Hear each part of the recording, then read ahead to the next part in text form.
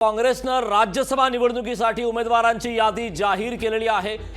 चंद्रकांत हंडोरे यांनी महाराष्ट्रातून आता यांना उमेदवारी देण्यात आलेली आहे। पक्षाच्या माजी अध्यक्षा सोनिया गांधी यांनी राजस्थानमधून त्यांना उमेदवारी देण्यात आली आहे।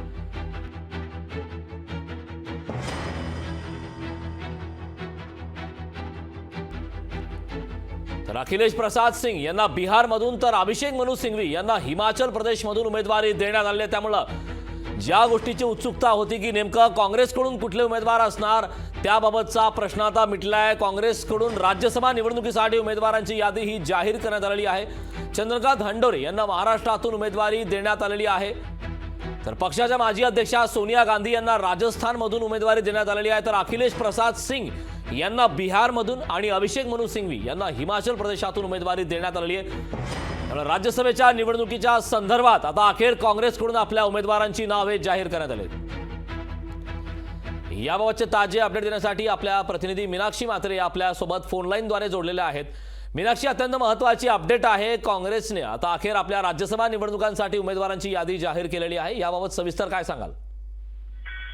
राज्यसभेसाठी अर्ज भरण्यासाठी आपण पाहतोय की 15 फेब्रुवारी ही अंतिम तारीख आहे आणि यादीत आपण पाहतोय की काँग्रेस पक्षाकडून उमेदवार जे आहेत त्यांची निश्चिती झालेली आहे। एकूणच आपण पाहतोय की राज्यसभेच्या निवडणुकीसाठी जे उमेदवारी अर्ज भरण्यात येतात यासाठी काँग्रेस पक्षाकडून राज्यामध्ये म्हणजे महाराष्ट्रासाठी आपण पाहतोय की चंद्रकांत हंडोरे यांना ह्याची उमेदवारी जी आहे ती देण्यात आलेली आहे। एकूणच आपण पाहतोय राजस्थानमधनं सोनिया गांधी यांना देण्यात आलेली आहे, तर बिहारमधून अखिलेश प्रसाद सिंग यांना दिलेली आहे। तर सोबतच हिमाचल प्रदेशमध्ये आपण पाहतोय की अभिषेक मनु सिंघवी यांना देण्यात आलेली आहे उमेदवारी। एकूणच काँग्रेस पक्षाकडून ही उमेदवारी जी आहे ती निश्चिती झालेली आहे। त्यामुळे आपण पाहतोय की उद्या हा शेवटचा दिवस आहे उमेदवारी अर्ज भरण्यासाठी।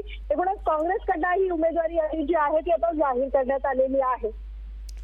नक्कीच मीनाक्षी, आता काँग्रेसकडून आपले उमेदवार जाहीर करण्यात आले आहेत। विशेष म्हणजे उत्सुकता आहे ती महायुतीचे नेमके उमेदवार काय असतात ते पाहणं महत्त्वाचं आहे। खूप खूप धन्यवाद मीनाक्षी या सविस्तर अशा माहितीबद्दल। अखेर काँग्रेसकडून आता चंद्रकांत हंडोरे यांना राज्यसभेसाठी रिंगणात उतरवण्यात आलं। या प्रकारची शक्यता ही आजही वर्तवण्यात आली। चंद्रकांत हंडोरे यांना महाराष्ट्रातून उमेदवारी देण्यात आलेली आहे। काँग्रेसचे उमेदवार हे आता जाहीर झालेले आहेत, त्यामुळे आता महायुतीकडून नेमके कुठले उमेदवार हे मैदानात उतरवले जाते ते पाहणं महत्त्वाचं आहे।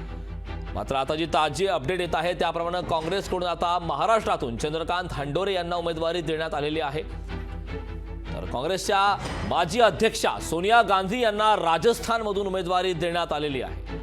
त्यामुळे आगामी काळात निवडणुकीमध्ये नेमक्या काय घडामोडी घडतात, काय नाट्यमय घडामोडी घडतात हे पाहणं महत्त्वाचं आहे। मात्र चंद्रकांत हंडोरे यांना आता महाराष्ट्रातून उमेदवारी देण्यात आली।